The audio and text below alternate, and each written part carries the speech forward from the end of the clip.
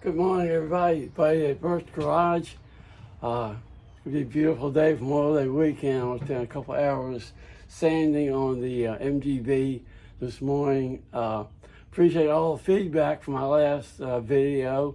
Very good. Thank you very much. I appreciate the feedback and everyone hollering at how good I look considering what I've been through. So I'm going to work on that today. I'm going to do a little slow-mo, and we may have a guest sometime today stop by and see me, so hang in there and let's get back to work. All right, sorry about the noise.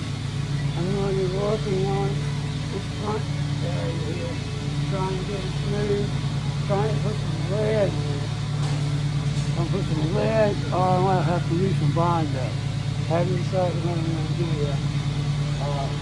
I'll try to get this smooth and see what happens.